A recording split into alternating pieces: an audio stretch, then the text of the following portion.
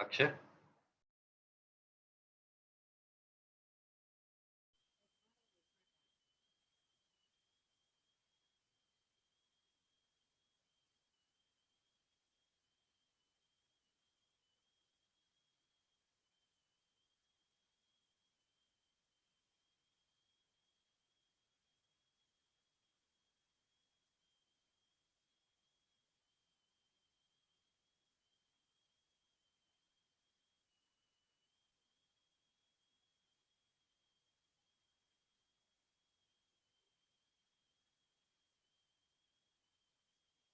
Give online tuitions to kids from left password field, zero of values enter, secure text field, double tap to edit.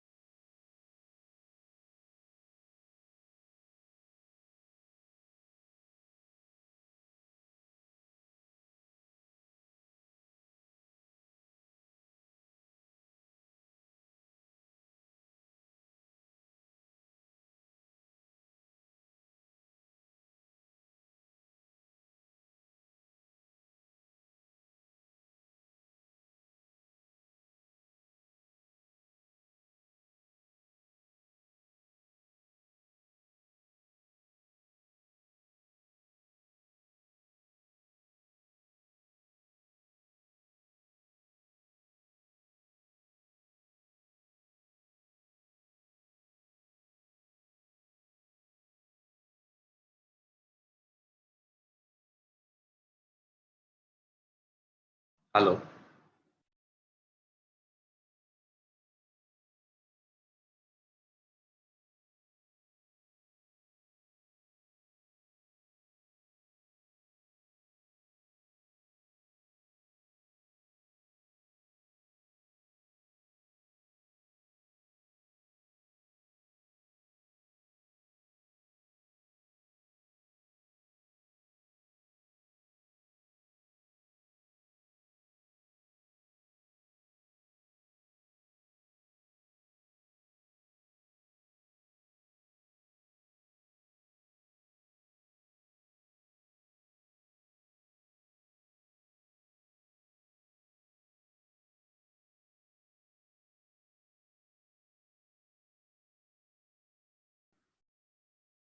Good evening, everyone. I hope my voice is audible to all of you. सभी को मेरा नमस्कार। एनसीपीडी के तरफ से आप सभी का स्वागत है। मैं आशा करता हूं आप तक मेरी आवाज पहुंच रही होगी। एक बार कंफर्म करने के लिए कोई भी है? Yes sir, you are audible. Yes sir. ठीक। Yes, sir. आप सभी का स्वागत है आज के सत्र में, जहां हम चर्चा करेंगे NCPEDP Javed Abidi fellowship on disability पर। We welcome you all to our online session on NCPEDP Javed Abidi fellowship on disability. काफी दिनों से हमारे पास कई सवाल आ रहे थे, कई रुझान थे, जिनके लिए जवाब देने के लिए हमने बेहतर समझा कि इकट्ठे हम एक समय पे ये ऑनलाइन सेशन कर लें। We have been receiving queries, questions and interest towards the fellowship, and to address all the issues related to fellowship and its information, we thought it would be appropriate to conduct an online session.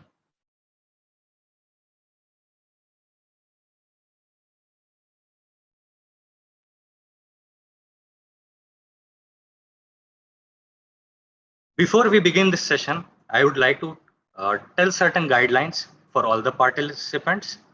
First of all, I would request all of you to keep your mic on mute.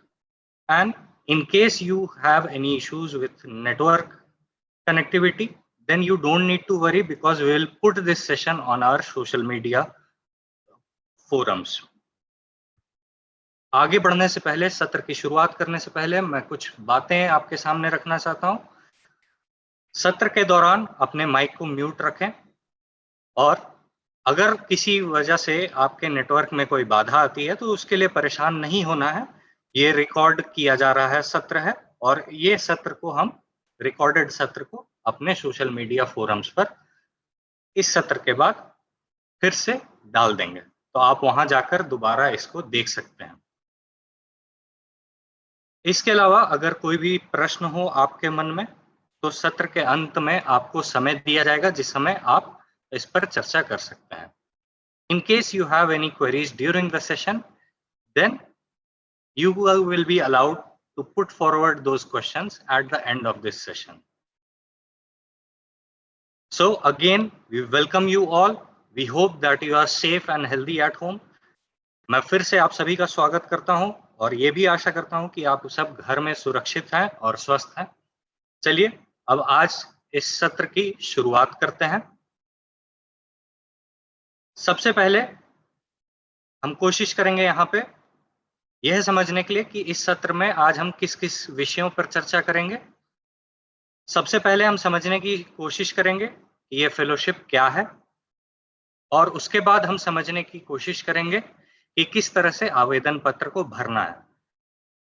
In today's session, firstly, we will try to understand a brief of this fellowship so that you have a basic understanding regarding it, and in the later half, we will also try to discuss as to how you are going to apply for the fellowship and the way you are going to fill the application form.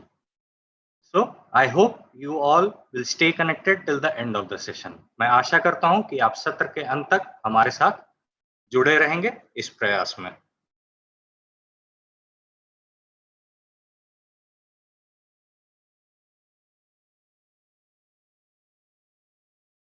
सबसे पहले हम चर्चा करते हैं कि ये fellowship है क्या। तो इस फेलोशिप में आप विकलांगता से जुड़े अधिकार और उनसे जुड़े मुद्दों के ऊपर काम करेंगे, उनकी हिमायत करेंगे, जिसको अंग्रेजी में हम एडवोकेसी कहते हैं, अलग अलग तरीके से। और ये 3 साल के अंतराल में आप करेंगे। This is a 3-year immersive leadership development program where you will be particularly working on disability rights and issues related to disabilities, and you will learn through practice.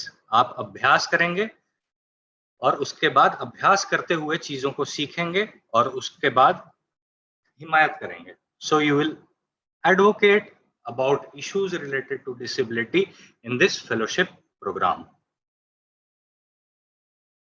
Moving ahead, why should you essentially apply for this fellowship? आपको इस fellowship में apply क्यों करना चाहिए? सबसे महत्वपूर्ण बात, इस फेलोशिप में आपको एक लीडर बनाने के प्रयास की जाएगी, ना कि एक कर्मचारी के नजरिए से आप इसमें काम करेंगे. So this is a innovative program where you will be working as a leader and enhancing leadership skills than you will be working as an employee who is supposed to work as asked to do.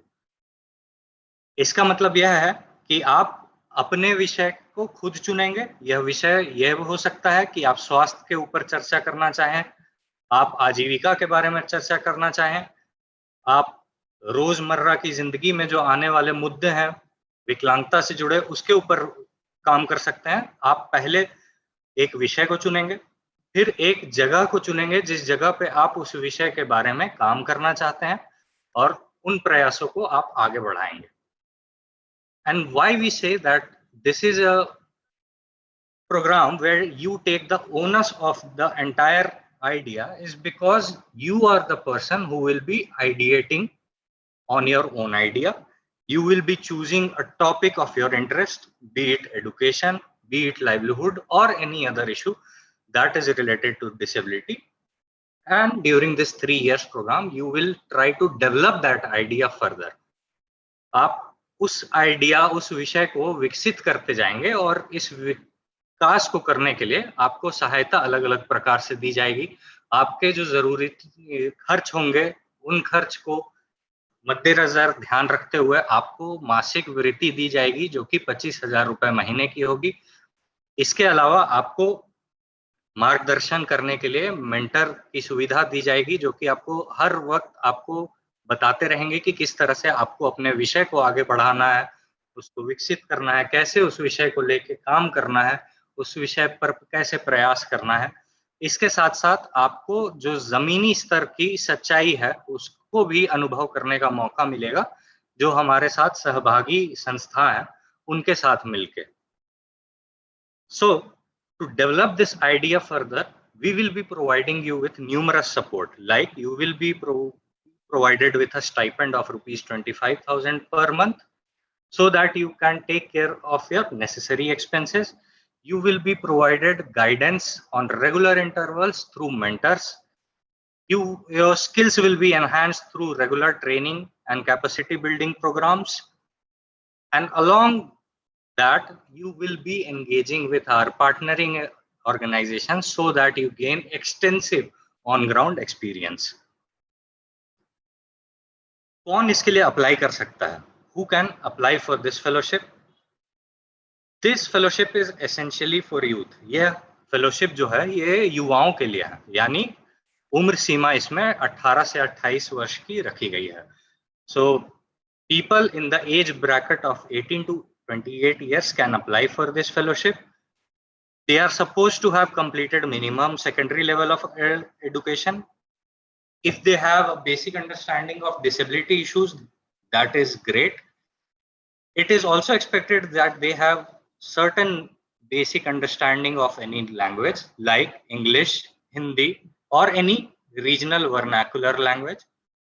If they possess basic research and analytical skills, then that's an added advantage. And if they have worked before in development sector or on issues related to disability, then that is going to be further adding value to your application. जो युवा हैं 18 से 28 साल के बीच में, उन्होंने कम से कम माध्यमिक की शिक्षा पूरी कर ली हो उन्हें आधारभूत जानकारी हो विकलांगता से जुड़े मुद्दों पर। अगर किसी भाषा की जानकारी है जैसे अंग्रेजी, हिंदी या किसी स्थानीय भाषा की, तो और भी अच्छा होगा। इसके साथ-साथ अगर उनको अध्ययन करना आता है थोड़ा बहुत, तो वो और भी बेहतर होगा। और साथ में अगर पहले सामाजिक संस्था के साथ काम कर चुके हैं या विकलांगता के ऊपर काम कर चुके हैं, तो यह और भी बेहतर होगा। जहाँ तक अब बात आती है कि कैसे और कौन अप्लाई कर सकते हैं, ये बात अगर हम समझ चुके हैं, तो अब आगे समझते हैं कि कैसे हम इसके लिए अप्लाई कर सकते हैं। Now that we have understood who can apply for this fellowship, now we need to understand how we are going to apply for the fellowship.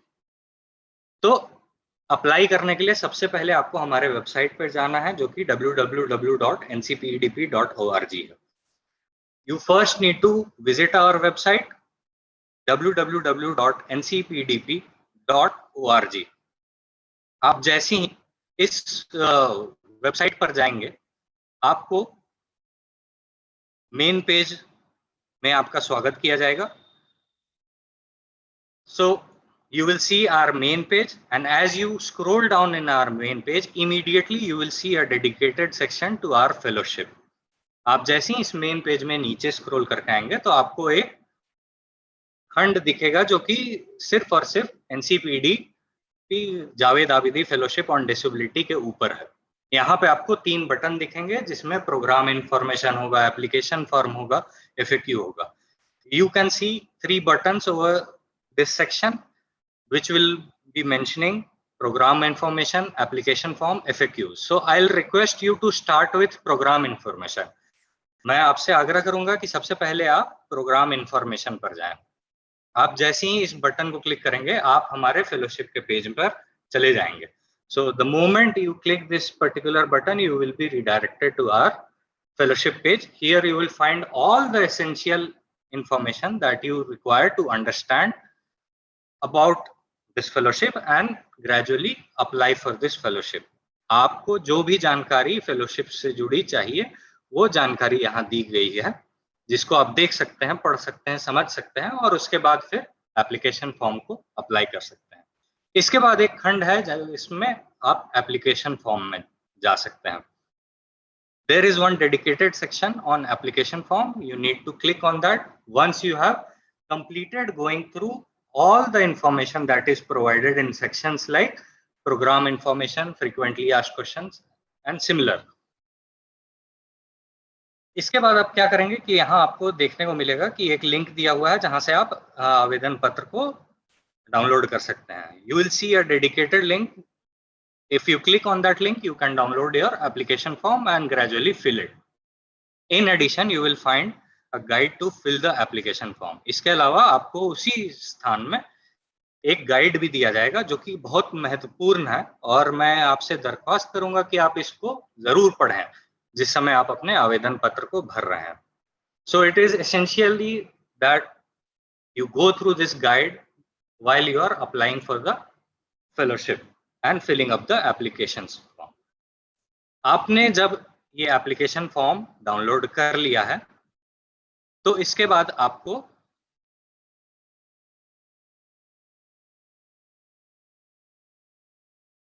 एक सही एप्लीकेशन का इस्तेमाल करना होगा, यानी माइक्रोसॉफ्ट ऑफिस जैसे MS DOS हुआ या फिर गूगल डॉक्स का आप इस्तेमाल कर सकते हैं। So once you have downloaded this application form, you will be required to use a right application to fill this form like Microsoft Office or Google Docs. So here I'll provide a brief guideline as to how you are going to fill the application form. अभी मैं आपको एक सही तरीके से समझाऊंगा कि किस तरीके से आपको ये एप्लीकेशन फॉर्म भरना है। So the application form consists of 5 sections. इस आवेदन पत्र में 5 भाग हैं, जिसमें अलग अलग सवाल पूछे गए हैं, और सभी सवाल बहुत ही महत्वपूर्ण हैं और उसको भरना जरूरी है। So in each section we have various questions and we need to fill each and every question. Sumit, मैं You're sharing your screen. Your screen doesn't have the PPT. आप अपना स्क्रीन शेयर करके साइन लैंग्वेज इंटरप्रेटर दिख रहा है.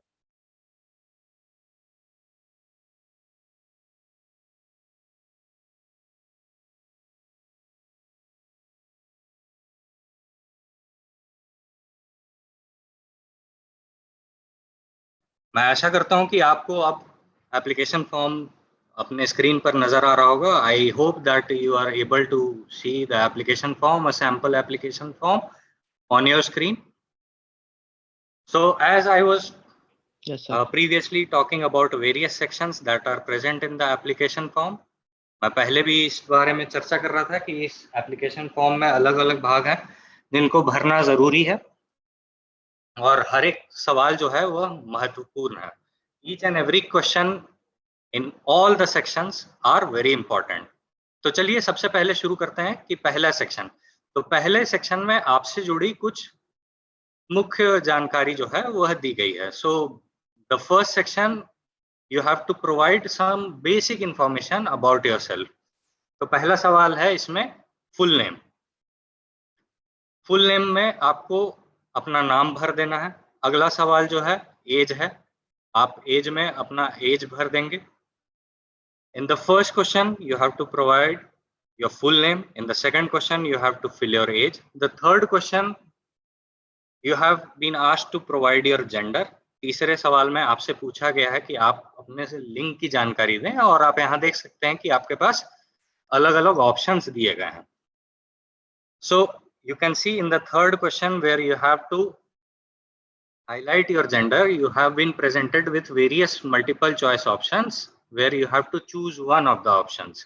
और किसी एक ऑप्शन को चुनने के लिए आप एस्ट्रिक का इस्तेमाल करेंगे. You will use asterisk to choose any one of the option and this is something that you are going to use for the entire application form wherever you find a multiple choice question. जहां पे भी आप ऐसा सवाल देखें जहां पे अलग अलग ऑप्शन आपको पहले से निर्धारित करके दिए गए हैं, वहां पे आप एस्ट्रिक से उस ऑप्शन का चुनाव करेंगे. तो यहाँ उदाहरण के लिए मान लीजिए जेंडर में आपको फीमेल का चुनाव करना है तो आप फीमेल के लिए एस्ट्रिक का चुनाव करेंगे. So suppose if you have to choose female for the gender then you will use asterisk in the section of female. Next question you have to answer, are you person with disability. क्या आप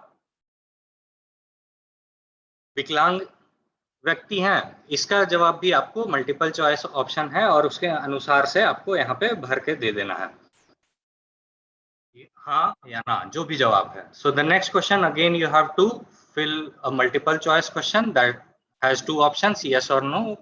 In case you are a disabled person you will use yes, in case otherwise you will use no. In case you have opted for yes, then in the next question you will mention about your disability. अगर आपने पिछले सवाल में yes का चुनाव किया है तो आप अगले सवाल में अपने विकलांगता के बारे में बताएंगे. इसके बाद आगे जो दिए गए जो दो सवाल हैं उसमें आप अपना परमानेंट एड्रेस भर देंगे और करस्पॉन्डिंग एड्रेस की जानकारी देंगे. In the next two questions you will be providing your permanent address and corresponding address. In the next two questions, firstly you will provide your email address and secondly you will provide a contact number which is preferably WhatsApp number so that you receive future communications in time. आप अगले दो सवाल में फिर email address अपना भर देंगे, फिर कॉन्टैक्ट नंबर बताएंगे जो कि बेहतर होगा कि आप व्हाट्सएप का दें ताकि भविष्य में आने वाली सभी सूचनाओं को हम ठीक से संचार कर पाए. इसके बाद जो भाग 2 है इसमें आपको पढ़ाई और अपने जो कार्य आपने किया है जैसे जॉब वगैरह किया है तो उससे जुड़ी जानकारी को भरना है. So in the next section you have to provide details about your education and professional experience. So in the first section, in the first question you will see you have been asked to fill details about your education in a matrix format. आप पहला सवाल देखेंगे तो एक matrix नुमा pattern है जहां पे आपको अपने पढ़ाई से जुड़ी सारी जानकारी को भरनी है.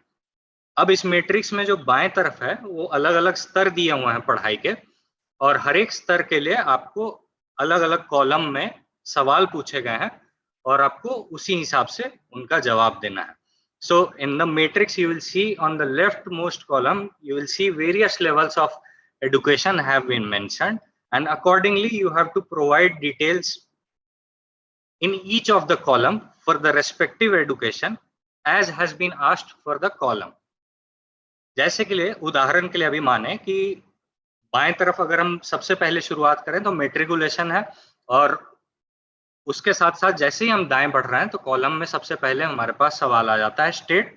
तो मान लीजिए आपने बिहार से अपना मेट्रिकुलेशन पूरा किया है तो आप बिहार लिखेंगे। उसके बाद अगले कॉलम में आप देख सकते हैं कि बोर्ड या जिस यूनिवर्सिटी से आपने वो मेट्रिकुलेशन किया है तो उसकी जानकारी लिखेंगे। जैसे आपने बिहार बोर्ड से किया है तो बिहार बोर्ड लिखेंगे। अगले दो सवालों में आपसे पूछा गया है कि इसका अंतराल क्या है, कब से कब तक आपने वो मेट्रिकुलेशन की पढ़ाई की, तो वो आपको फ्रॉम और टू में भर देना है। फिर अगले भाग में आपको बताना है कि क्या यह फुल टाइम था या पार्ट टाइम था। तो आप अगर हर रोज जाके नॉर्मल तरीके से इसकी पढ़ाई किए हैं तो फुल टाइम लिखेंगे। अगर आपने ओपन स्कूल या ओपन यूनिवर्सिटी से किया है तो आप पार्ट टाइम लिख देंगे। इसके बाद आखिरी जो सवाल है वो पूछता है कि क्वालिफिकेशन क्या है, ये पढ़ाई करने के बाद आपको क्या हुआ। तो आप मेट्रिकुलेट हो गए, या आपने ग्रेजुएशन किया तो बीए ऑनर्स हो गए, या आपने मास्टर्स किया तो एमए इंग्लिश हो गए। जो भी हुआ इस तरह की जानकारी को आप आखिरी भाग में भरेंगे। So like if we take example of matriculation, the first level of education that is mentioned in the application form, corresponding to the column, the first column asks you for the state from where you completed your matriculation. So suppose you have completed it from Bihar, you will mention Bihar. Then in the second column, it asks for the board or university from where you have completed that particular education. So suppose you have completed it from Bihar board, you will mention it as Bihar board. The next two questions, you will mention the duration of period while you were completing this education. So you will accordingly mention the year in the from and to section. In the next column, you have been asked to fill whether this education was full-time or part-time. So you will mention full-time in case you completed it in a very regular basis. Else, in case you have completed this education from open school or open university, then you will mention as part-time. And in the end, you will mention the qualification. Like if you have turned out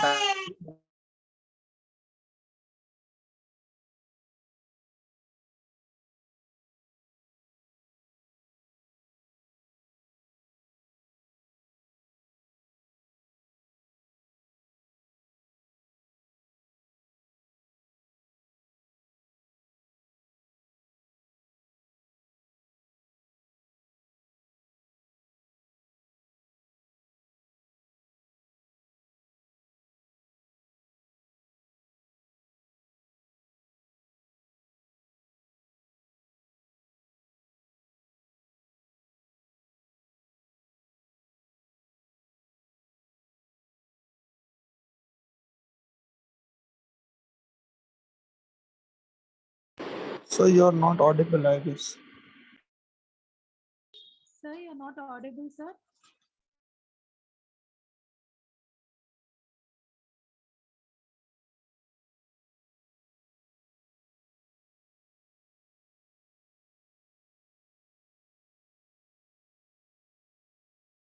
sir आपकी आवाज नहीं आ रही है।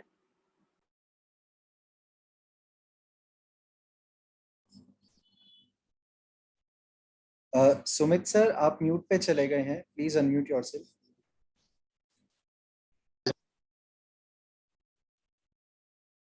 I'll repeat myself. The second question, you have to provide your information regarding your professional experience. आपको दूसरे सवाल में अपने प्रोफेशनल एक्सपीरियंस के बारे में जानकारी देनी है। अगर आप फ्रेशर हैं तो हाँ का चुनाव करेंगे, अगर फ्रेशर नहीं है तो ना का चुनाव करेंगे। In case you are a fresher, you will opt for yes. In case you are not a fresher, then you will opt for no. कौन फ्रेशर नहीं है? Who will not be considered as a fresher? People who have prior working experience or who are currently working with some institution, or people who have provided certain services on a voluntary basis to any institution. कोई भी इंसान जिसने पहले काम किया हो या अभी भी काम कर रहा हो या किसी तरीके से उसने स्वतः किसी संस्था के साथ योगदान दिया हो, तो आपको फ्रेशर नहीं माना जाएगा। आप जैसे ही यहाँ नो का चुनाव करेंगे, in case you choose no over here, then in the next section you have to provide details about such engagement. आपको ऐसे जो भी आपने योगदान दिए हैं या जो भी आप काम कर रहे हैं उसके बारे में जानकारी जो है अगले भाग में भरनी है। यहाँ पे फिर से आपको एक मैट्रिक्स है और यहाँ पे आपको अलग अलग कॉलम में कुछ सवाल पूछे गए हैं और उस सवाल का आपको जवाब नीचे भरते जाना है। Again, you will see a matrix where in each of the columns you have been provided certain questions which have to be filled in the next rows accordingly. जैसे कि यहाँ पे सबसे पहले पूछा गया है कि एम्प्लॉयर के डिटेल्स क्या हैं, तो सबसे पहला कॉलम पूछता है कि नाम क्या है जिस भी जगह आप काम करते थे या अपना योगदान आपने दिया है। तो मान लीजिए आपने टेलीलिंक में काम किया तो आपने टेलीलिंक लिख दिया। अगले कॉलम में आपने उसका एड्रेस भर दिया। फिर अगले दो भाग में आपने अंतराल बताया कि इस साल से लेके इस साल तक मैं इस संस्था के साथ जुड़ा हुआ था। अगर आप इस संस्था के साथ अभी भी जुड़े हुए हैं तो 2 वाले कॉलम में आप प्रेजेंट लिख देंगे। और आखिरी भाग में आपसे पूछा गया है कि आप किस पद पे कार्यरत थे, किस पद पे काम कर रहे थे, कैसी जिम्मेवारी आप देख रहे थे, इसके बारे में जानकारी देनी है। तो मान लीजिए आप सेल्स एग्जीक्यूटिव थे तो आप सेल्स एग्जीक्यूटिव लिख देंगे। फिर सेमीकोलन देख के आप अपनी जिम्मेवारी की चर्चा करेंगे, जैसे आप जो भी फिर स्थानीय सेल्स थी उसको देख रेख करते थे, जो वहाँ के स्थानीय विक्रेता थे उनसे मुलाकात करना, ये सब आपका काम था। सो just in case like you were working with this organization called Telelink, then the first column asks you to name the organization. So you will mention Telelink in the first column. Then in the second column, you will mention their address. In the next two questions, you have to provide a duration for which you were involved with this particular organization. In case you are still working with this particular organization, then you will mention present in the 2 column. And in the last column, you have to mention about the position that was at which you were working with this particular organization and the responsibilities that you were handling. So suppose you are working as a sales executive, you will mention sales executive. Then you will use a semicolon and you will mention your responsibilities like you are coordinating regional sales, semicolon, meeting with retailers. And accordingly, you will fill all the details of your prior experiences. आपके जो भी पहले अनुभव रहे हैं कार्य से जुड़े, आपको इस तरह से आगे भर देना है। तीसरा जो भाग है इसमें आपको अपने भाषा से जुड़ी जो भी आपकी जानकारी है उसके बारे में चर्चा करनी है।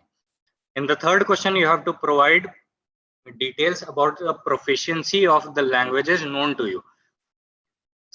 तो इसमें आपको लिखने, पढ़ने और बोलने इसके अलग अलग कितनी जानकारी है किसी एक भाषा की, उसको बारे में बताना है, इंकित करना है और कोड दिए गए हैं।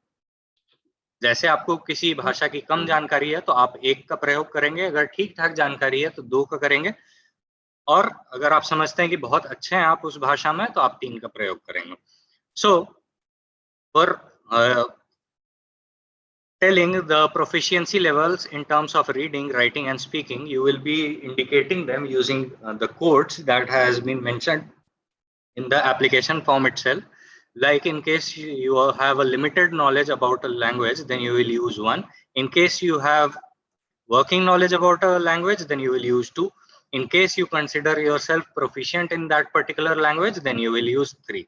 जैसे यहाँ पे अगर उदाहरण ले तो पहले मैंने कॉलम में लैंग्वेज के नीचे अंग्रेजी लिखा, अगले 3 कॉलम में बताना है कि अंग्रेजी में मेरी पढ़ने, लिखने और बोलने की क्या जानकारी है। तो मेरे को लगता है कि मेरी पढ़ने और लिखने की जानकारी ठीक ठाक है तो मैंने 2 का प्रयोग किया है, और मुझे लगता है कि मेरे बोलने में जानकारी इस भाषा की कम है तो मैंने 1 का प्रयोग किया है। So like to take example, the first column asks you to mention the language that is known to you. So for example, I have used English. Now I consider myself to have a working knowledge of English in terms of reading and writing. So in the next 2 columns, I have mentioned 2 for reading and writing respectively. And in the last column where I have to mention about the proficiency of speaking, I have mentioned one because I consider myself having a limited knowledge of English. अब चौथा सवाल में आपको बताना है कि आप computer अगर इस्तेमाल करते हैं तो उसमें कौन कौन सा एप्लीकेशन यूज कर सकते हैं और उसका उदाहरण दे देना है, जैसे मैंने MS Office, MS Paint लिखा है. In the fourth question, you have to tell the applications you are familiar with and you can use in case you are adept with using computers, and accordingly you have to mention the applications you are familiar with. Like in my case, I have mentioned MS Office, MS Paint. पांचवा भाग जो है इसमें आपको अपने writing references देने हैं. In the fifth question you have to provide your writing references. Writing references का मतलब हो गया कि जैसे आपने कहीं कोई आर्टिकल लिखा हो, निबंध लिखा हो, या कोई रिपोर्ट तैयार किया हो, या कोई सोशल मीडिया पोस्ट तैयार किया हो, या कोई कविता वगैरह किया हो और यह ऑनलाइन पब्लिश है. अगर ऑनलाइन है तो आप इसका लिंक दे देंगे. अगर ऑनलाइन नहीं है तो आप गूगल ड्राइव, गूगल डॉक जैसे चीजों का इस्तेमाल कर सकते हैं और उसके बाद फिर हमको भेज सकते हैं. अगर यह दोनों स्थिति नहीं है और आप फिर से लिखना चाहते हैं तो आप एक नया निबंध भी लिख सकते हैं और फिर हमें भेज सकते हैं. अगर आपको गूगल ड्राइव, गूगल डॉक से ज्यादा दिक्कत हो तो आप फिर इसको अलग से एक दस्तावेज बना सकते हैं और उसको अटैच कर सकते हैं अपने ईमेल के साथ. So in this section, what writing references means is in case you have any published articles, blogs, social media posts, or report or any kind of academic writing that is published online, then you will provide link to that particular writing reference.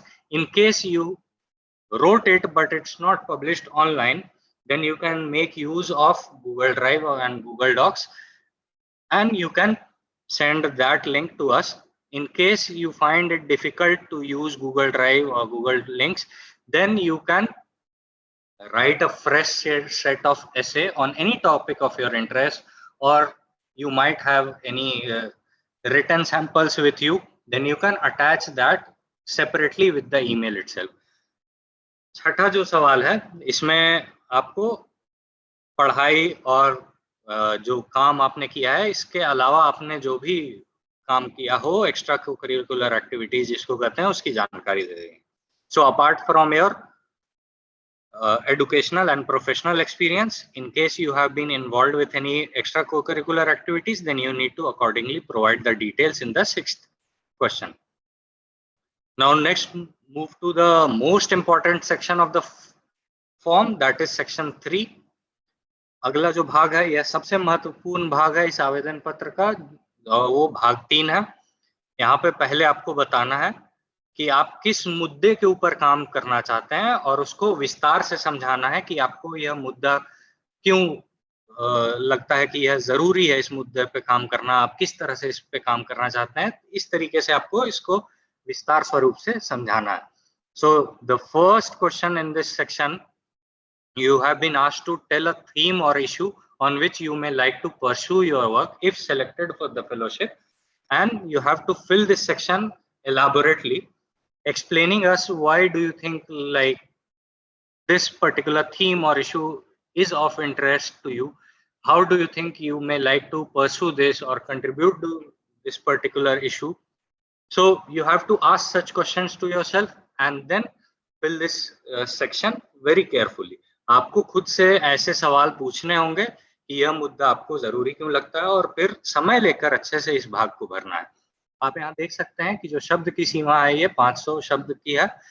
इसका मतलब है कि आपको इस सीमा से नीचे में यह भाग लिखना है, लेकिन ऐसा नहीं है कि बहुत ही छोटा लिख दें, क्योंकि वैसे में फिर आपके अंतर की जो बात है, जो भावनाएं हैं, वह समझना हमारे लिए मुश्किल होगा. You can see the word limit in this particular question is 500 words, and that does not mean that you have to fill this section just like that in a very short manner, because if not elaborate, it will be difficult for us as well as selection committee to understand your motivation and understand the kind of body of work that you are going to bring forth during the fellowship. तो इसी तरह से आपको जो दूसरा सवाल है वो भी इसी तरह से भरना है, जिसमें आपको बताना है कि आपको यह फेलोशिप जो है किस तरह से प्रेरित करता है, किस तरह से प्रेरणा देता है, किस तरह से आपको और हिम्मत देता है आप जो काम करना चाहते हैं उसके ऊपर काम करने के लिए. So in the second question as well you have to fill like you have filled the first question in a very elaborate manner, and you have to explain why you are motivated towards the fellowship, why do you see it valuable for what you want to pursue during the fellowship or otherwise towards disability and related issues. तो इस तरह से आप भाग 3 को भर दें. चौथा जो भाग है इसमें आपको रेफरेंसेस की जानकारी देनी है. In the next section you have to provide references. References मतलब ऐसे लोग जो कि आपके काम को समझते हैं या आपके व्यवहार को समझते हैं. So references are people who understand the kind of work you do और the kind of behaviour with which you pursue that work. तो इसमें आप प्रोफेशनल, पर्सनल, एकेडमिक रेफरेंस दे सकते हैं और इसको उदाहरण से हम समझते हैं. So in this section you can provide personal, professional, academic reference and we will try to understand these references through examples. तो जैसे कि मान लें कि यहाँ मैट्रिक्स में आपको अलग अलग जानकारी देनी है अपने रेफरेंस के लिए. तो पहला कॉलम में पूछा गया है आपसे सवाल कि नाम क्या है रेफरेंस का. तो आपने मान लीजिए भरा कि मिस्टर सेन नाम है. आपने फिर अगले सवाल में यह बताना है कि वह किस संस्था से जुड़ा हुआ है, किस पद पर काम करते हैं. तो आप उसकी जानकारी दे देंगे. जैसे अगर यह आपके कॉलेज का प्रोफेसर है, अगर आप फ्रेशर हैं तो आप प्रोफेसर का दे सकते हैं. तो आप लिख देंगे कि यहाँ पे भाई प्रोफेसर हैं और इस नाम के कॉलेज के साथ जुड़े हुए हैं. अगर यह आपके किसी कंपनी में सीनियर रहे हैं, यानी आप कार्यरत थे, आपका एक्सपीरियंस है, आप फ्रेशर नहीं है, तो मान लीजिए ये आपके सीनियर थे, तो जिस भी उनका जो भी पद था, जैसे उदाहरण के लिए यहाँ सेल्स हेड उनको मान लिया गया है, तो सेल्स हेड आप लिख देंगे. इसके बाद अगले 2 सवाल में आप ईमेल आईडी और टेलीफोन नंबर देंगे. अगर आपका यह सीनियर है किसी ऑफिस का, तो यह आपका प्रोफेशनल एक्सपीरियंस हो जाएगा, रेफरेंस हो जाएगा. अगर यह आपका प्रोफेसर है तो यह आपका एकेडमिक रेफरेंस हो जाएगा. So like in case of example we have taken here Mr. Sen. So that name has been mentioned in the first column. In the next column, we have to put in the organization and designation of Mr. Sen. So suppose he is your senior in the organization where you have worked before or currently working, then you will mention like he is working with Telelink and at a designation of sales head. In case you are a fresher, so in that case you can provide a reference of your professor. He will turn out as a professor in this particular college in this particular column. In the next 2 sections, in next 2 columns, you have to provide their contact details. In the first, you will provide their email ID. In the second, you will provide their telephone number. And in the last section, in case this person is your professor, then he will be referred as academic reference. In case this person is your senior in an organization where you have worked before and you are not a fresher, then this person will turn out as a professional experience. अब personal experience समझते हैं. मान लीजिए कोई fresher है जिनका कोई work experience नहीं है या वो अभी महामारी की स्थिति में प्रोफेसर से बात नहीं कर सकते हैं, तो ऐसा हो सकता है कि कॉलेज में वह किसी सीनियर के साथ किसी प्रोजेक्ट पर काम किए हों, क्या किसी इवेंट पे काम किए हों, तो उनका डिटेल भर देंगे और वो पर्सनल रेफरेंस हो जाएंगे. पर्सनल रेफरेंस का मतलब यह नहीं होगा कि वह आपके दोस्त हैं या आपके रिश्तेदार हैं. So suppose in case you are a fresher and you are not having any senior person who might know the kind of work you do because you are a fresher, you can't get into touch with professor due to ongoing pandemic situation, then in that case you can get in touch with a college senior with whom you might have worked on a project or event and provide their details as personal reference. By personal reference, you do not have to provide references of your friends or family. अब जो आखिरी भाग है जहाँ पे आपको और भी कुछ जानकारी खुद से जुड़ी हुई देनी है, जो जानकारी हमारे लिए जरूरी है इस फेलोशिप में आपके सही तरीके से काम करने के लिए वह जानकारी आपको यहाँ प्रदान करनी है. So in the last section, section 5, you have to provide certain additional information which is essential for us to manage your being in this fellowship during the entire tenure. तो पहला सवाल जो है और दूसरा सवाल जो है, इसमें आपको बताना यह है कि क्या आप ट्रैवल के लिए तैयार हैं और आपको रहने सहने के लिए क्या आपकी जरूरतें होंगे, उसके बारे में आपको यहाँ पे चर्चा करना है. So the first question, 2 questions, you have to tell whether you are comfortable with travel and in terms of accommodation, what are your needs. So you have to accordingly fill the first and second question. अब जहां तक travel की बात आती है, तो यह मैं पहले ही बात को सीधे तरीके से आपको बताना चाहता हूं कि अभी महामारी के समय में जितनी भी प्रक्रियाएं होंगी फेलोशिप की शुरुआत में, वह ऑनलाइन माध्यम से होगी. आपको किसी जगह जाने की जरूरत अभी नहीं है. जब चीजें सुधर जाएंगी, आने वाले जो 3 साल के अंतराल में है, वहां पे जैसे जैसे सुधर जाएंगी, तो जो भी गवर्नमेंट गाइडलाइन है और आपके सेहत को ध्यान रखते हुए फिर धीरे धीरे आपको ट्रैवल करने की जरूरत पड़ेगी. So in the beginning, as far as travel is concerned, you won't be required to travel in the beginning of the project given the pandemic norms in place. But as things stabilize in future during the 3-year tenure, you might be required to travel to certain places so that you can effectively meet with the stakeholders.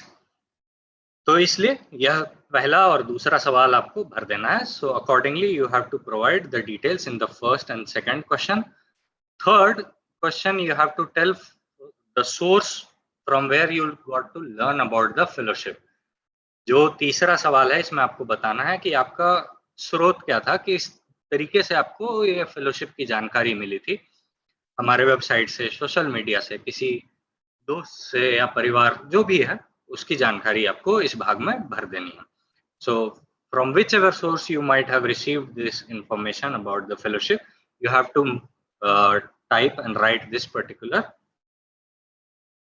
section. Now in the last section, you have to declare and accept that all the details that you have filled in the application are true to your knowledge. जो आखिरी भाग है, यहाँ आपको declare करना है कि आप यह एक्सेप्ट करते हैं कि जो भी जानकारी आपने इस आवेदन पत्र में भरी है वह आपके जानकारी से सही है. और इसके बाद आखिरी में आपको अपना नाम लिखना है. लोकेशन में जो भी शहर, गांव, जहां से भी आप जिस जगह से, जिस स्थान से भर रहे हैं इस आवेदन पत्र को, उसका नाम लिख देना है और तारीख, जिस तारीख को आप ये आवेदन पत्र भर रहे हैं. In the last part you have to mention your name, location, city, town or village from where you are trying to fill this form, and the date on which you filled this form. Now after you have completed doing this particular section, you have to send this application form to ncpedp.fellowship@gmail.com. आपने जब ये आवेदन पत्र भर लिया है तो आपको इसको भेजना है ncpedp.fellowship@gmail.com. ईमेल में सबसे पहले आपको सब्जेक्ट में क्या भरना है, फेलोशिप एप्लीकेशन भरना है और उसके बाद आगे अपना नाम भरना है. In the subject line you have to fill fellowship application and post that you have to provide your full name. Email के अंदर आपको अटैच करना है पहले ये एप्लीकेशन फॉर्म, उसके बाद आपका गवर्नमेंट आईडी कार्ड, अगर आपके पास कोई विकलांगता से जुड़े डिसेबिलिटी सर्टिफिकेट हैं तो उस दस्तावेज को भी उसमें अटैच करना है. इसके साथ साथ अगर मान लीजिए आपके पास राइटिंग रेफरेंस कुछ भी नहीं है, आपने पहले कुछ भी, ना तो आर्टिकल लिखा है, ना ब्लॉग लिखा है, ना कुछ भी ऐसे तरह के प्रोफेशनल राइटिंग का काम किया है, तो आपको एक अलग से निबंध लिख के उसको भी अटैच इसमें मेल में करना होगा.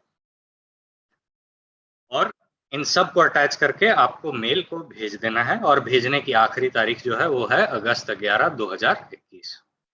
So once you have completed filling this application form, you have to send this to ncpedp.fellowship@gmail.com. As the subject line has been mentioned in the application form, you have to mention fellowship application, and post that you have to provide your name.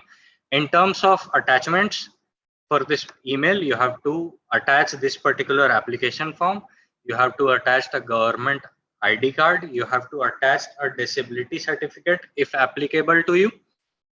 In case you have not you do not have a published copy of your writing samples, like, or you have not done any kind of writing work like blogs, like articles or reports, then in that case you have to write an essay on any topic of your interest as a separate document and attach that as well in this particular email. और इस प्रक्रिया से आप फिर आवेदन पत्र की सारी जो प्रक्रिया है अप्लाई करने की, उसको पहला चरण जो है समाप्त कर लेंगे. So the first stage of applying to this application form and the fellowship will be completed post you have taken care of all these things. तो मैं आशा करता हूं कि आपको थोड़ी बहुत जानकारी मिली होगी कि किस तरह का प्रोग्राम है. इसके साथ साथ आपको सही तरीके से यह भी समझ में आया होगा कि क्या आपको भरना है एप्लीकेशन फॉर्म में और एप्लीकेशन फॉर्म को किस तरह से भरना है. So I hope you might have had understanding, a basic understanding of what this program is going to be like and the kind of activities you would be doing. In addition, you might have understood the way you are supposed to fill the application form, and you have the way you have to send this to us so that you have completed the first stage of selection. So moving forward, we'll now take up your questions, your queries, or we'll have discussions about any issues that you might be having regarding this fellowship. आगे बढ़ते हुए अब हम चर्चा करेंगे आपके मन में जो भी सवाल हैं इस फेलोशिप से जुड़े हुए या आवेदन पत्र भरने से जुड़े हुए या इससे अलावा अतिरिक्त आप किसी चीज के बारे में चर्चा करना चाहते हैं जो कि इस फेलोशिप से जुड़ी हुई हो, तो आप यह कर सकते हैं. सबसे पहले सवाल पूछने के लिए आपको आप रिएक्शंस जो बटन है उसका इस्तेमाल करना है और वहां पे हाथ उठाना है. In case you want to ask questions, you have to use reaction button and raise your hand, or you can type your questions in the chat box. या आप चैट बॉक्स में अपने सवाल को पूछ सकते हैं. हम धीरे धीरे करके कोशिश करेंगे कि हर एक सवाल को विस्तार से आपका जवाब दे सकें. We will try to answer all your questions in elaborate manner during this particular session. In case we are not able to answer all the questions, then we are sorry for that. You can always reach us through phone or through email. Given the time constraint, समय की बाधा को ध्यान में रखते हुए अगर किसी वजह से हम सभी के जवाबों को नहीं दे पाते हैं तो आप उस स्थिति में हमेशा हमें ईमेल के द्वारा या फोन के द्वारा पहुंच सकते हैं, अपने सवालों को पूछ सकते हैं. तो अब हम शुरुआत करेंगे. तो सबसे पहले मिस्टर प्रणीत, आप अपने आप को अनम्यूट कर सकते हैं और अपना सवाल पूछ सकते हैं. Hello. Hi, sir. Good evening. Good evening. Am I audible, sir? Yeah. Okay. Yes, So, you are sir, audible. So my first question is, so I'm a student at Government Law College, Mumbai, and I am in my third year. So if I'm selected for the fellowship, and if there are my exams, so how will it go? Like I'll be able to I'll get a leave for some days to study, and that is my first question. And my second question is I have if only the published content should be of only related to disability, or we can also add content which are other content than disability. These are my two questions. I would be great if you clear that. Sure. तो यहाँ पे प्रदीप ने पहला सवाल ये पूछा है कि वह लॉ की पढ़ाई कर रहा है, आखिरी साल में है, तो अगर वह फेलोशिप के लिए अप्लाई करता है और उसका चुनाव हो जाता है और इस दौरान अगर उसके परीक्षा होते हैं लॉ की जो पढ़ाई कर रहा है उसके, तो वो कैसे करेगा। और दूसरा सवाल उसने पूछा यह है कि जो राइटिंग रेफरेंस देने हैं क्या वह डिसेबिलिटी ही से जुड़े होने चाहिए। So to Sir, answer sorry your to first interrupt. Question, Sorry to interrupt. I'm not in my last year. Yes. I'm in my third year of the 5-year course.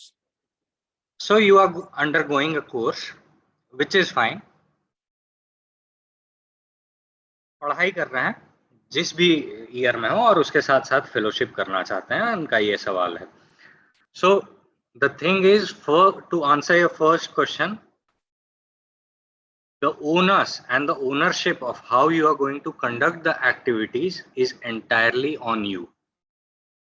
Now certainly there are certain requirements where you have to report your activities for that particular month, but in case you have to take care of fellowship as well as you want to pursue your academic course, then you will have to plan your activities accordingly. So once you are selected, you will be incubated, you will have the entire information on the kind of activities you will be pursuing, and you can accordingly plan it ahead of your exams. पहला सवाल का जवाब यह है कि पहला चीज तो आप खुद से क्या दोनों चीजों को साथ साथ कर सकते हैं, ये आपके ऊपर है। और अगर आपको लगता है कि ये कर सकते हैं, तो सारी जो जिम्मेवारी है कि किस तरह से आपको इसमें काम करना है, यह आपके ऊपर होगी। और उस हिसाब से आपको इसमें काम करना होगा कि मान लीजिए अगर आपकी परीक्षाएं आने वाली हैं, तो परीक्षा से पहले ही आप कुछ काम ज्यादा फेलोशिप का कर लें, ताकि आप जिस समय आपकी परीक्षाएं हैं उस समय आप अपने पढ़ाई कर सकें। दूसरा सवाल राइटिंग रेफरेंस का है, तो नहीं, ऐसा जरूरी नहीं है कि आप जो राइटिंग रेफरेंस का लिंक देंगे वो डिसेबिलिटी ही से जुड़ा होना चाहिए। So to answer your second question, it is not necessary for you to provide links to only those writing references that are related to disability. For the next question, Mr. Pradeep, you can unmute yourself. Yeah, thank you, ma'am. Thank you so much, sir. Thank you so much for this opportunity.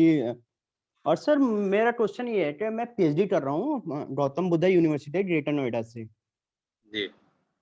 और sir ये मेरा अभी मैं last year ही मैंने admission लिया था और अभी मेरी आरडीसी वगैरह कुछ नहीं हुई है और मेरे को 2 साल का एक्सपीरियंस भी है उसमें प्रोफेशनल में। मैंने फाइनेंस एंड अकाउंट डिपार्टमेंट में मैंने जॉब भी कर रखी है और पार्ट टाइम अभी भी कर रहा हूँ वैसे तो जॉब में, और मेरे रेगुलर ये पीएचडी है। तो सर जो मेरा पीएचडी का जो टॉपिक है अभी मैंने डिसाइड तो करा नहीं है, आरडीसी नहीं हुई, तो अभी मैंने एक सोचा है जो वो है financial inclusion disability labours and farmers.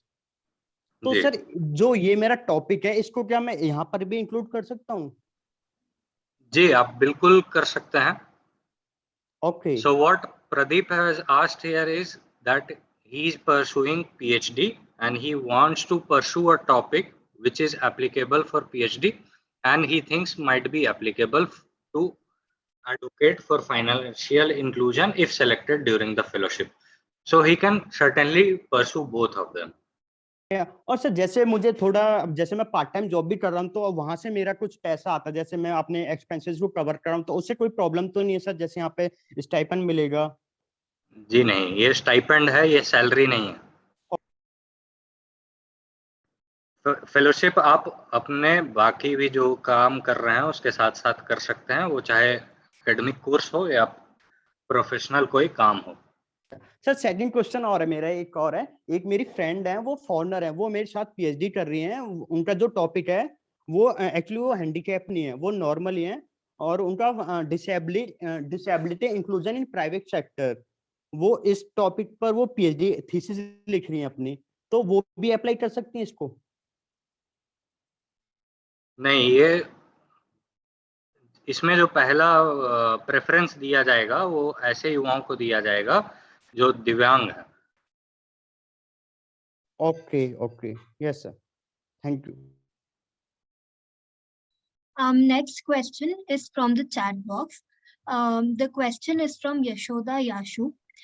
She is asking, according to her educational document, her age is 30 years, but the real age is 28 years. So is she eligible for the fellowship program? जो आपके सरकारी संस्थाओं से जो दिए गए हैं, जो भी पहचान पत्र हैं या जन्म तिथि के जो भी प्रमाण हैं, उसी को माना जाएगा। तो उस हिसाब से आपके 30 साल हैं। हालांकि अगर आप दिव्यांगजन हैं तो आपके लिए ये एज हम रिलैक्स कर सकते हैं।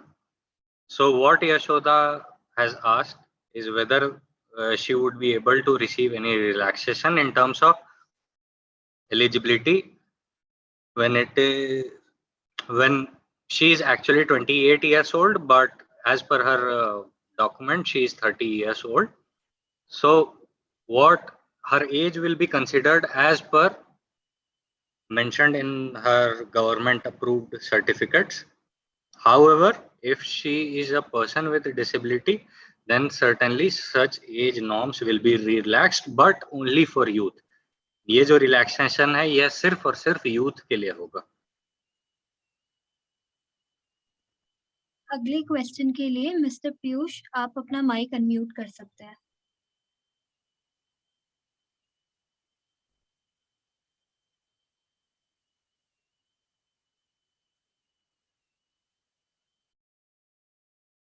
For the next question, Karen, you can unmute your mic.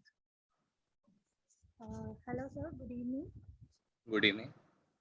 Sir, I'm Karen from Andaman Nicobar Island, sir.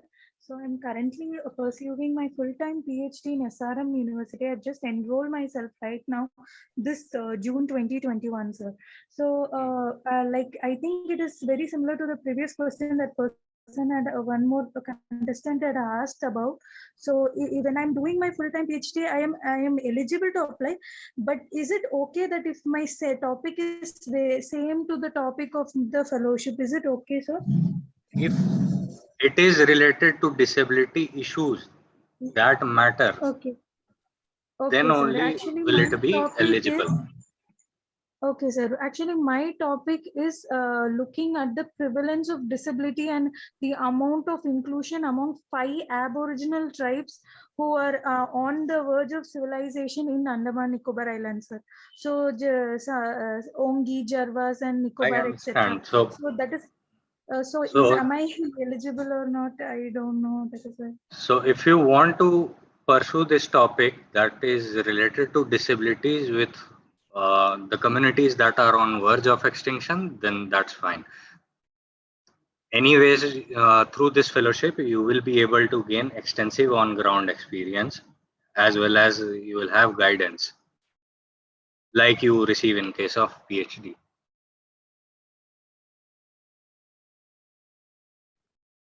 For the next question, Mr. Adarsh, you can unmute yourself. Sir, good evening, everyone. Good evening, sir. Good evening. Thank you for clearing all our doubts. Sir, मेरा question ये था कि मैं जब से मैंने research के बारे में मतलब जब से मैंने इस फेलोशिप के बारे में जाना है तब से मैं सोच रहा हूँ कि I want to disabled experience of the northeast people in India. तो इस मुद्दे पे मैं काम करना चाह रहा था, बट मैं अभी पीएचडी के लिए भी अप्लाई किया है। वहाँ पे मैंने हाइपरसेक्सुअलिटी और politicisation of the disabled body पे मैं काम करना चाह रहा हूँ। उस पर मेरी रिसर्च मतलब उस पर मेरी प्रपोजल वो चल रही है। तो अगर मैं मतलब ये नॉर्थ ईस्ट वाला डिसेबल्ड इशू पिकअप करता हूँ तो since I'll be doing PhD in Delhi and since my topic fellowship का topic जो होगा नॉर्थ ईस्ट पे होगा most probably based in Manipur, तो can I still मतलब you know do to and fro in between मतलब कर सकते हैं क्या? मतलब would it be possible? Yes, it would be possible only when pandemic the whole scenario of pandemic is stabilized. तो और एक क्वेश्चन था मेरा सर कि ये जो आपने बताया कि ये professional experience and other extra curricular experience जो आपने फॉर्म में बताया था अभी हमें, तो उसमें मेरा जो है एग्जैक्टली मैं उसे प्रोफेशनल एक्सपीरियंस कहूँ या एक्स्ट्रा करिकुलर एक्सपीरियंस कहूँ, मुझे ये समझ में नहीं आ रहा। तो I have worked with a lot of student organisations in my graduation and masters, north east students organisation, a political organisations, तो उनको मैं प्रोफेशनल एक्सपीरियंस में डालूं या should I put it in extra curricular experience? कौन सा बेहतर रहेगा? That will count as extracurricular activities, and in case you are using any person as a reference from any of these bodies, then they will be a personal reference. Okay sir. तो यहाँ पे सवाल बाकी, एक minute, थोड़ा बाकी को भी आपने हम सवाल पूछा है, इसलिए बाकियों को भी ये जानकारी दे देने दीजिए। जी जी सर। यहाँ पे सवाल ये था कि इन्होंने कई सारे जो छात्र से जुड़े समूह होते हैं उनके साथ मिलके काम किया है, तो वह क्या प्रोफेशनल एक्सपीरियंस होगा या एक्स्ट्रा कोकरिकुलर एक्टिविटीज होगा? प्रोफेशनल एक्सपीरियंस तभी वह माना जाएगा अगर वह फॉर्मल एंटिटी है, जैसे वह रजिस्टर्ड एंटिटी है।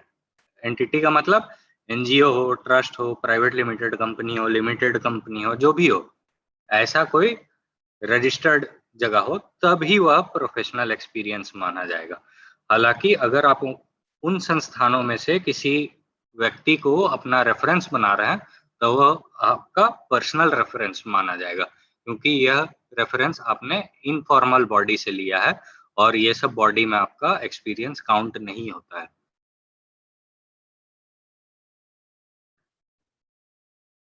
Next question is from Rishikesh. Rishikesh, आप अपने आप को अनम्यूट कर सकते हैं।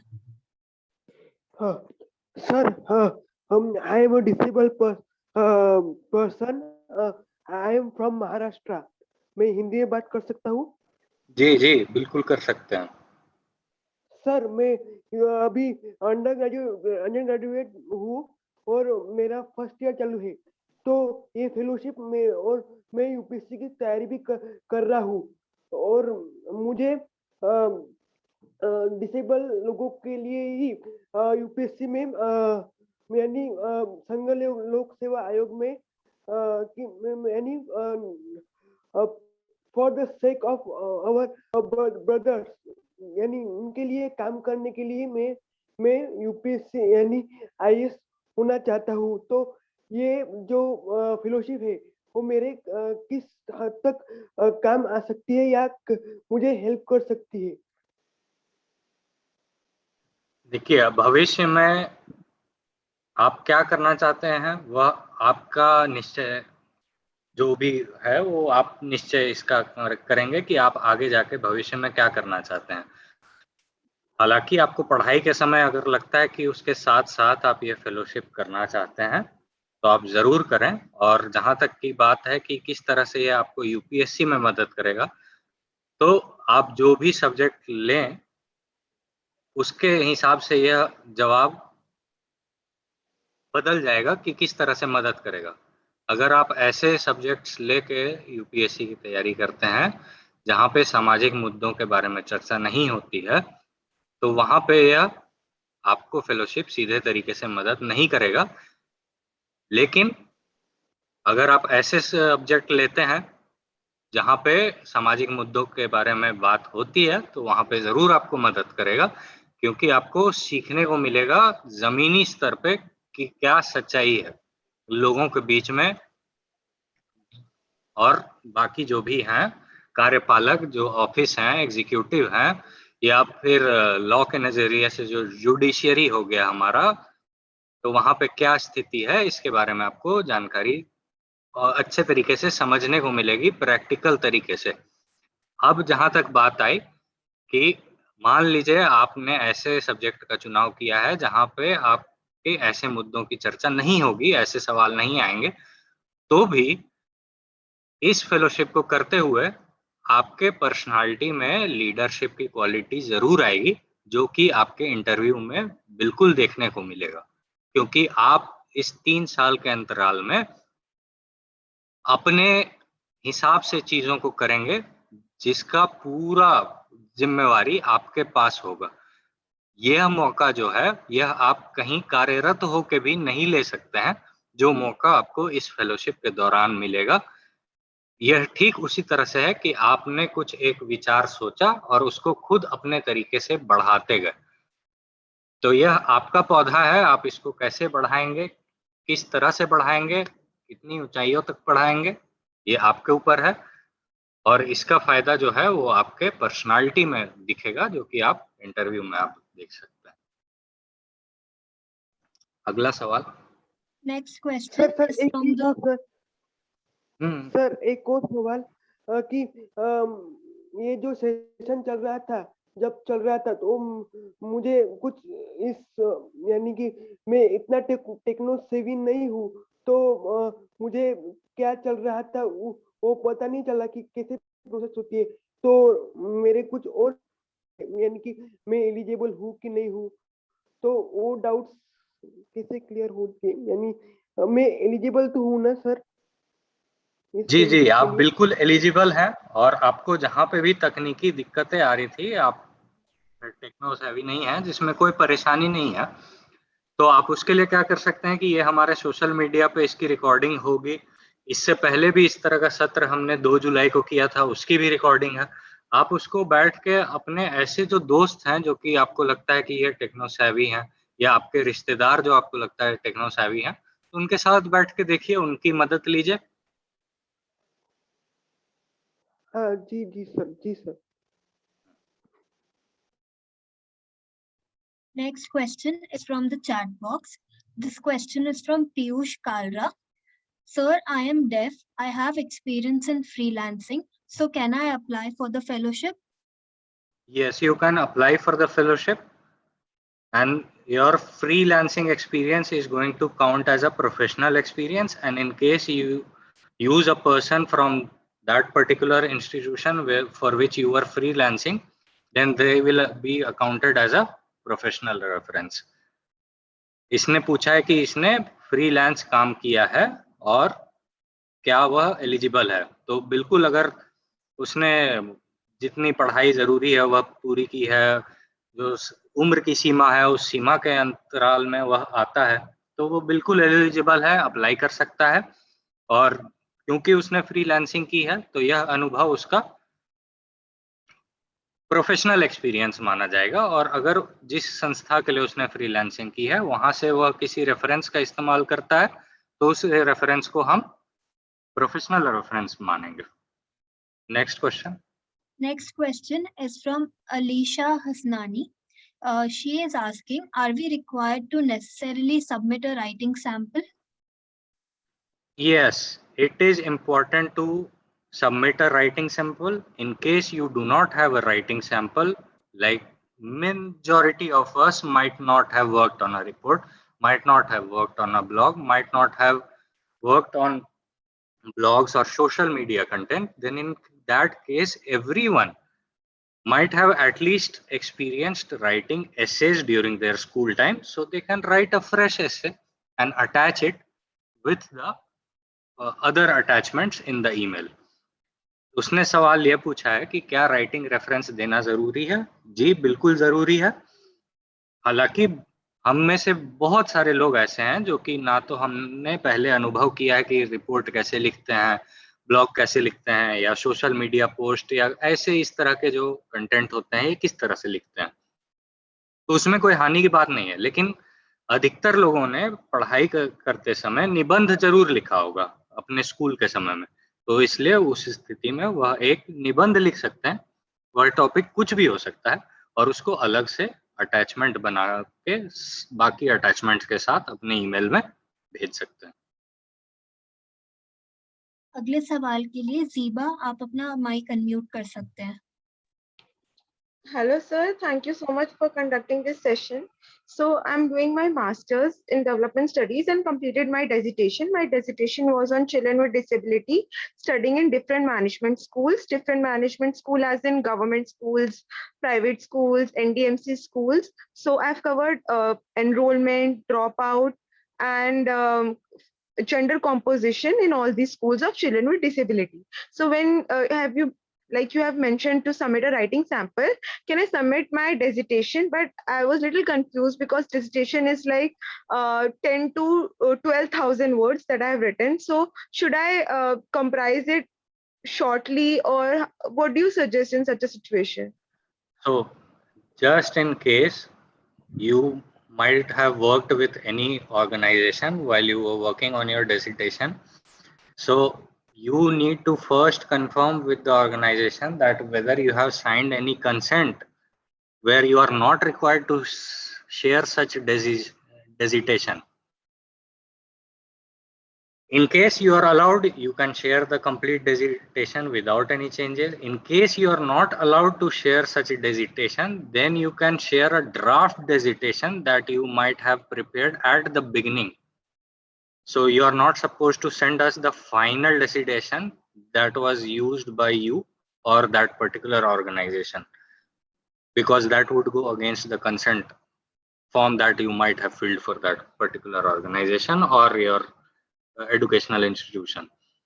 तो यहाँ पे जो सवाल है ये पूछा गया है कि पढ़ाई के दौरान एक संस्था से यह जुड़ी हुई थी जहाँ पे इन्होंने एक कह लें रिपोर्ट की तैयारी की थी। तो इनका पूछना है कि वह रिपोर्ट काफी लंबा है, तो क्या वह रिपोर्ट राइटिंग सैंपल में भेज सकती हैं? जी बिल्कुल भेज सकती हैं, लेकिन भेजने से पहले आप जिस संस्था के साथ काम किए हैं या जहाँ पढ़ाई कर रहे हैं वहां से आपको यह पक्का कर लेना होगा कि वह इस रिपोर्ट को किसी और जगह साझा करने के लिए आपको अलाउ करेंगे, अनुमति देंगे, नहीं देंगे। अगर देंगे तो बढ़िया है, आप जैसे है वैसे भेज दें। अगर नहीं देते हैं तो आप पहला ड्राफ्ट भेज सकते हैं, यानी पहला आपने जो उसका तैयारी किया होगा उसको भेज सकते हैं, जो फाइनल उसका वर्जन है उसको ना भेजें। Sir, just a small clarification. The dissertation is part of my master's course. तो जो भी मैंने बनाया है वो मेरे पर्सनल रिसर्च है, तो उस केस में तो मैं ही भेज सकती हूँ. I don't need any permission from the college, of course. No. Okay, sir. अगले सवाल के लिए समीर आप अपना माइक अनम्यूट कर सकते हैं।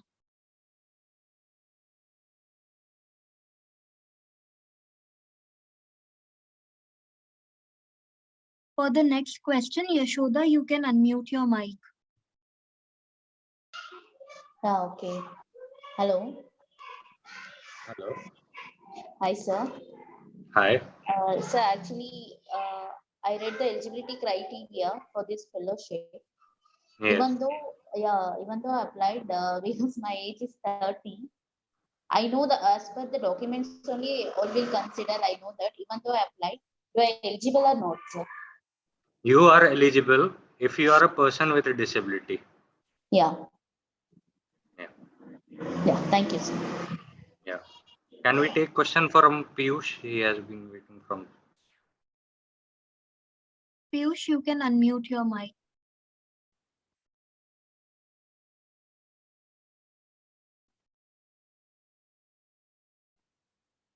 For the next question, Anik, you can unmute your mic. No, let Piyush complete his question. The interpreter will help us understand.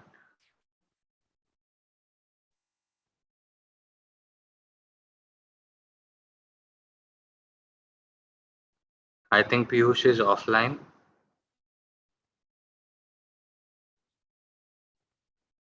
And in the chat box, Piyush has asked that he's a person with a question. Hello, am I audible? Yes. Yes. Yes. Piyush. Please go ahead. Piyush is asking his question that he is a deaf person and he has a 2-year diploma and he's still currently waiting for his certificate because of the pandemic, but he hasn't received the certificate as of yet. So can he still apply Yes, he that can still qualification? apply. He can still apply. Piyush का जो यहाँ सवाल है वो यह है कि वह डिप्लोमा की पढ़ाई कर रहा था और उसके जो फाइनल डिप्लोमा सर्टिफिकेट्स हैं वो उसको आने में अभी कुछ देरी है, तो क्या वो फिर भी आवेदन पत्र भर सकता है? हाँ, बिल्कुल भर सकता है। He has one more point. Yes. He's asking that in the language section where they have to mention their languages, he doesn't have any option for sign language. So can he mention it as a language? Yes, like English he can mention it as language.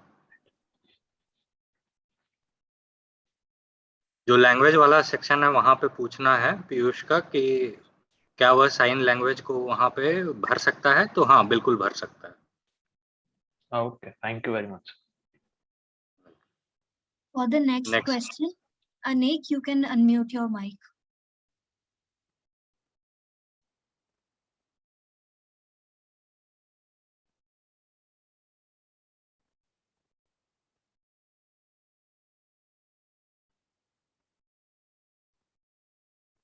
Next question. Next question is from the chat box. The question is from Manvi. Hello, hello. Hello. जी बोलिए। Sir good evening. Good evening.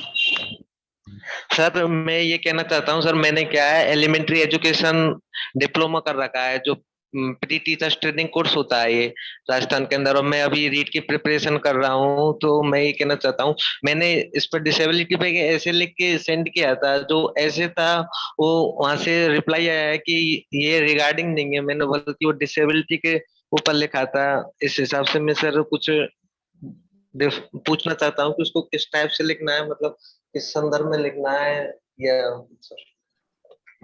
आपका application form के बारे में आपको पास अगर reply गया है तो वो यह होगा कि या तो आपने हाथ से लिख के उसको स्कैन करके भेज दिया होगा, जी या सर तो हाथ से फिर लिख के भेजा है सर। हाँ, तो वहां पे आपको यह बोला गया है कि आप टाइप करके भेजिए, या तो ईमेल में टाइप करके भेजिए या अलग से एक डॉक्यूमेंट में टाइप करके उसके बाद भेजिए। जी सर, जी सर। सर इसमें फेलोशिप में सर जो जहाँ से उसका जो नेटिव डिस्ट्रिक्ट होता है या फिर नेटिव स्टेट होता है, कौन सा अलॉट होता है सर थोड़ा? जी सर मैं कहना चाहता हूँ जिस फेलोशिप के दौरान उसको जो डिस्ट्रिक्ट या फिर स्टेट अलॉट होता है, या फिर वो कौन सा अपने हिसाब से कर सकता है या फिर आपके अकॉर्डिंग मिलता है? हाँ, तो जिस जगह पे वो काम करना चाहता है वह अपना प्रेफरेंस बता सकता है। उसके बाद हमारा जो सहभागी संस्था के साथ जुड़ाव है वो पूरे भारत में है, तो हम जी कोशिश सर। करेंगे कि उसी स्थान में वह काम करे या उसी राज्य में किसी पास के स्थान में काम कर पाए, जी ताकि सर, उसे जी ज्यादा सर। दूर जाना नहीं पड़े। So what Anek has asked is whether he or she will be allowed to work in a region of their preference. Then yes, we have a wide network of partnering institutions with whom a person would be working during this fellowship. In case we do not have a partnering organization in that particular region, then we will try to partner with an institution which works on disability in that particular region. If that is not possible, then we will try to locate that particular applicant in a region that is close to his or her preference. तो आगे का सवाल लेते हैं समय सीमा को ध्यान में रखते हुए। अब हम सवाल जो है कोशिश हम यही करेंगे और आग्रह आप सबसे यही है कि अपने सवालों को एक से ज्यादा ना रखें। हमारा सत्र खत्म होने में कुछ 10 मिनट जैसे रह गए हैं, so we are left with like 10 minutes before the session ends, so I'll request you all to keep the queries limited to like one question considering the time constraint that we have. For the next question, Ankush, you can unmute your mic. Good evening sir. Good evening. Sir मेरा ये question है कि इस fellowship के दौरान disabled person के लिए क्या क्या काम होते हैं, क्या क्या काम फेलो करता है इस फेलोशिप में? जी, so what he has asked is what are the kind of activities that the fellow is supposed to carry out during the fellowship. तो सबसे पहले आपको एडवोकेसी करनी है, जिसको हिमायत करना कहते हैं।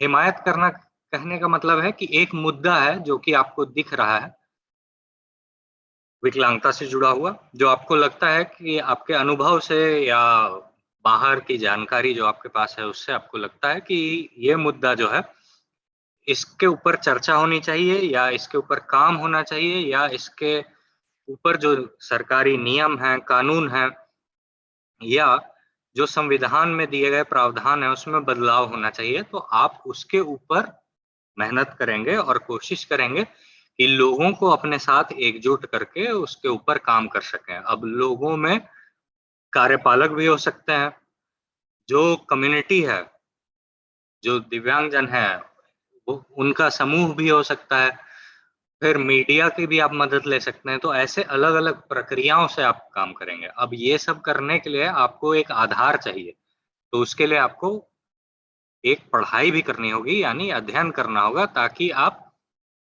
एक डेटा के आधार पर अपनी बात को रख रहे हैं। आपको जो लगता है कि हाँ, ये दिक्कत है, उस दिक्कत के ऊपर आप जो अपनी मुहिम है उसको सीधे नहीं छेड़ रहे हैं, बल्कि आप उसका पुख्ता सबूत के साथ उस चीज़ को आगे बढ़ा रहे हैं, अपने जो विषय चुना है उसकी मुहिम को आगे बढ़ा रहे हैं। So what he has asked is the kind of activities one fellow would be pursuing.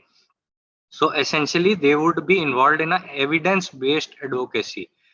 By advocacy, we mean that suppose you consider there is an issue related to disability and you want to pursue it. The issue may be related to behavior, that may be related to infrastructure setup, that may be related to constitutional right, or the way the laws or norms are being executed, and you want to transform that. So you are going to pursue it utilizing support of community, media, and other stakeholders. And to do so, you are going to do a basic study based on which you are going to support such statements of yours that you are going to make in the next 3 years. So you are not going to go without any proof or evidence and just carry on with your fight. So that is essentially what you are going to pursue at a larger level. Next question. Next question, Pratap, you can unmute your mic.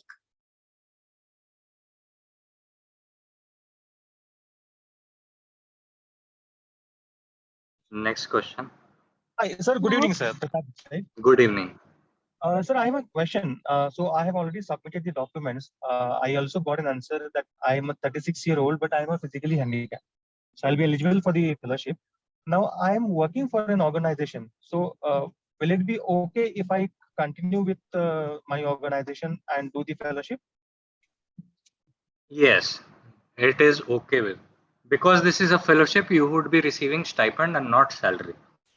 However, if you are working with a government organization, then you will have to confirm it with your officials. यहाँ पे सवाल यह है कि यह एक संस्था के साथ काम कर रहा है और उसके साथ फेलोशिप करना चाहते हैं, तो बिल्कुल अगर आपको लगता है कि आप साथ-साथ दोनों काम कर सकते हैं, then it's entirely on your capability to handle both of these things. अगर आप दोनों काम कर सकते हैं, तो आप बिल्कुल कर सकते हैं, क्योंकि आपको इसमें मासिक वृत्ति दी जाएगी, ना कि मासिक तनख्वाह दी जाएगी। हालांकि अगर आप सरकारी संस्था से जुड़ा हुआ है, तो यह बेहतर होगा कि आप जो भी आपके सीनियर हैं उससे यह चीज कंफर्म कर लें कि क्या वृत्ति आपके अकाउंट में अगर आता है तो उससे कोई परेशानी होगी, नहीं होगी। अगर गैर सरकारी संस्था में है तो फिर उससे कोई आपको परेशानी नहीं होगी, क्योंकि यह वृत्ति है, ना कि सैलरी है। And So sir, this one is last question. not salary, this is stipend. Right. Sir, I just have one question on the stipend. So should it go under the taxable head or it should be non-taxable? So that would depend on the total inflow that you have in your account, and not just a stipend or your salary. That's how your CEO or the person is going to account the inflows in your account statement. Now we'll take questions from the chat box.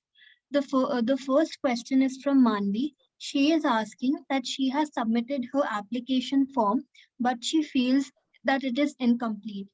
So what can she do about it? यहाँ मानवी का एक महत्वपूर्ण सवाल है कि उसको लगता है कि उसने एक आवेदन पत्र भरा है, लेकिन वह उसमें बदलाव करना चाहती है, तो क्या वह कर सकती है या नहीं कर सकती है? जी बिल्कुल आप कर सकते हैं, लेकिन आपको उसी मेल के रिप्लाई में भेजना है जिसमें आपने पहले भेजा है, नहीं तो आपके दस्तावेज और आपने जो भी अपने आवेदन पत्र में भरा है उसको एक जगह इकट्ठा करने में चीजें छूट सकती हैं. So to answer your question, yes, you can refill the application form in case you want to reconsider whatever you have provided in your last application form, but you are supposed to send it as a reply to your last email, then send a fresh email, because otherwise it may hamper the accumulation of your documents and the content during the selection process and then prior to that.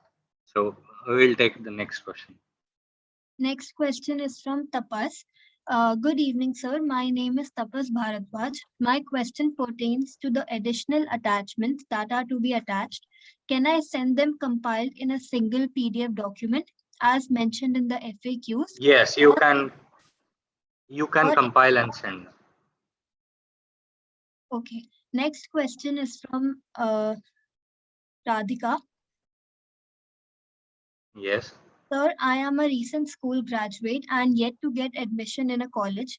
Will the fact that I am not in college affect my chances of being selected? I am 18 years old. No.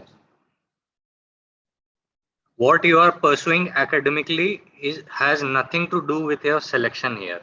If you have completed a minimum level of education, then you are good to go. अगर आपने जितनी कम से कम जरूरत है आपके पढ़ाई की, आपने वह अगर पूरी कर ली है, तो उसके बाद आप कॉलेज में आपका दाखिला हुआ है नहीं हुआ है, इससे मतलब नहीं है. आप कितना फेलोशिप को लेकर रुझान रखते हैं, कितना प्रेरित हैं, उससे ज्यादा मतलब होगा. और इसके लिए आप क्या कर रहे हैं, कितने अच्छे से जवाब दे रहे हैं, कितने अच्छे से आवेदन पत्र देख रहे हैं, ये ज्यादा मैटर करेगा. So how carefully you are applying while filling the application form, how carefully you are answering the questions to selection committee during the interview, that will matter a lot more than what you are pursuing on an academic level. Next question is from Rekha. She is asking if writing an essay are old, can they be considered? Yes, they can be considered. अगर आपके पास पुराने लिखे हुए भी कोई ऐसे हैं जो आपने खुद लिखे हैं, स्वतः लिखे हैं, तो आप भेज सकते हैं.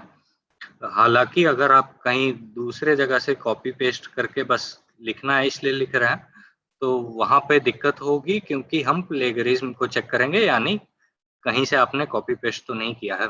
So what she has asked is, she has old written doc samples which she wants to submit with the application form.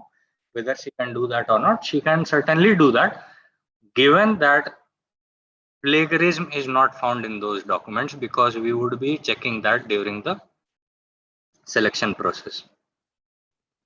The last question is from Krishna Yadav. अगर हम किसी एनजीओ से जुड़े हैं और शोध कार्य कर रहे हैं जेंडर, शिक्षा आदि पर, तो क्या हम इस फेलोशिप के लिए अप्लाई कर सकते हैं अगर विकलांग हैं तो? जी, आप बिल्कुल कर सकते हैं. जैसे कि मैंने पहले भी बताया कि आप किसी संस्था से जुड़े हुए हैं या कोई पढ़ाई कर रहे हैं और आपको लगता है कि आप इतना मादा अपने अंदर रखते हैं कि आप दोनों काम साथ साथ कर सकते हैं, तो आप बिल्कुल अप्लाई कर सकते हैं. So like I have mentioned before, in case you are pursuing an academic course or you are involved with another private institution and yet you want to pursue fellowship, then it depends entirely on your own capability to devote time for both the things and pursue it further.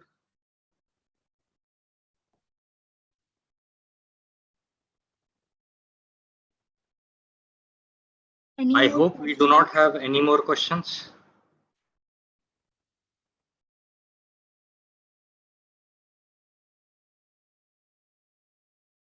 मैं आशा करता हूं कि मैंने सभी जवाब दे दिए हैं आपके सवालों के लिए.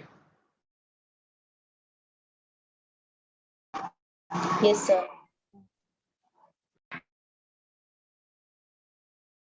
इसी के साथ हम फिर इस सत्र का अंत करेंगे. With this, we would end this session. We thank you all for participating in this session. हम आप सभी का शुक्रिया अदा जताते हैं इस सत्र में भाग लेने के लिए. We wish you stay at home. हम यही आशा करते हैं कि आप घर में स्वस्थ रहें, सुरक्षित रहें. and we hope to see your application forms soon. हम आशा करेंगे कि आप जल्दी ही हमारे एप्लीकेशन फॉर्म भेजेंगे. So keep looking at our social media post. In case you had any network issues, then you can certainly visit our social media forums and recheck this particular video. We will share our recorded session over there.